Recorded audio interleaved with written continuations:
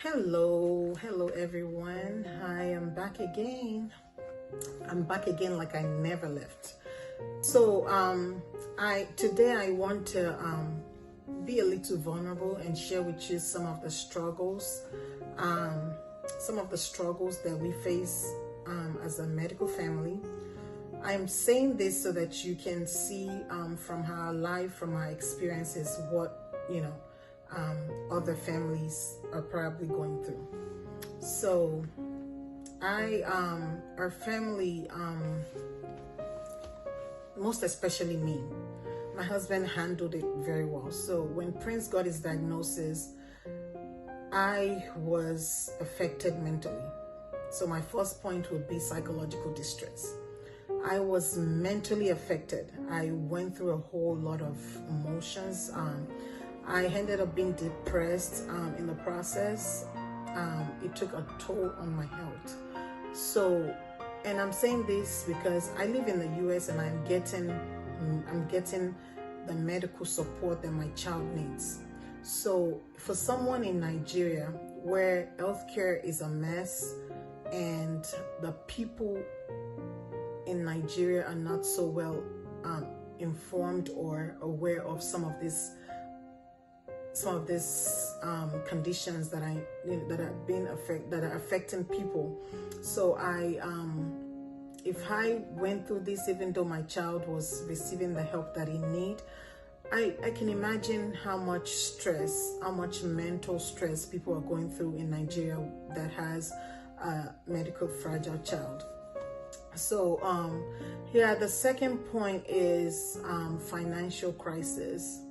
So I cannot say so much that we experience this because honestly, God has been good. We went from a 2-income household to a 1-income household, I was working and I took maternity leave to have my child, and then I never went back to work. It's over 4 years now, but God has been good. We've never lacked for anything. God has always provided one way or the other. But that's not to say that other families would not experience this challenge in their own situation. Especially, people in Nigeria, knowing how the economy is and everything, I am so certain that a lot of families with a disabled child are probably struggling financially. Another one that I want to mention is loneliness. So it's almost like we're in a world of our own. As much as we have families and friends, I still feel like nobody gets it. I feel like nobody understands. The only people that I think would understand are people that are in the same condition as me, people that have children that are disabled. I think they get it. But if you're looking from the outside and you cannot relate to the situation, I don't think you can understand how much isolated this makes us. We are mostly with this child, we can barely even create a time for friendships, create a time for other relationship outside of the house. So it really can isolate you.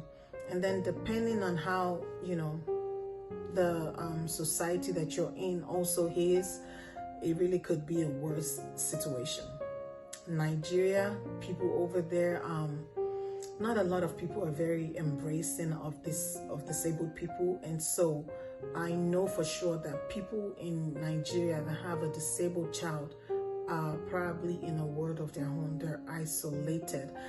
They're probably facing social injustice and social distress and, just so on and so forth. I think the last one that I'm going to mention for now, I can make another video to address some other ones. But the last one I want to mention for now is lack of sleep. I can relate so much to this. There's so much going on. There's so much that needs to be done that there's not enough time to sleep. Sometimes I feel like 24 hours is not enough for me. So I do get some rest, but I don't sleep enough. I am lacking. You know how you guys sleep for 8 hours? That is luxury. I mean, how in the world will I ever get 8 hours straight of sleep? It's not possible. I have not been getting enough sleep. My husband have not been getting enough sleep. So we would usually suction Prince when he's sleeping. We would help him change sides, change position when he's sleeping. He's on the monitor when he's sleeping, and so we have to constantly keep an eye on the monitor. I mean, it's crazy. Prince's care is 24 hours, which means when he's sleeping, when he's not sleeping, there has to be an eye on him. And guess who is the primary caregiver? Me. And so I'm not getting enough sleep. I believe that this is also the situation for a lot of families out there. So I encourage you, if you happen to have someone in your life that has a medically fragile child, a disabled child, and you have the luxury of time and you can relieve them, please do so. It would go a long way. If you can take a moment to have them, step out of that situation, either to go just take a walk or to just de-stress by having a pedicure, manicure, massage, whatever. It would go a long way. This is something that they respect here in the US. There's something called respite. Families would usually get like respite where somebody comes into the home and relieve them and they can go do whatever, take care of themselves. This is not something it's not a thing in Nigeria, but maybe, you're hearing it from me for the first time. It's a thing. If you can, please relieve someone, relieve a medical family. Step into the situation, ask them how you can be of help, relieve them and have them take a little nap here and there. It would go a long way on their mental health. I appreciate you for listening to this video. I want to encourage you to please like. If you're watching on YouTube, like, subscribe, and leave a comment below and let me know if you've ever heard of respite care before. All right, thank you for watching. I really appreciate you. Bye.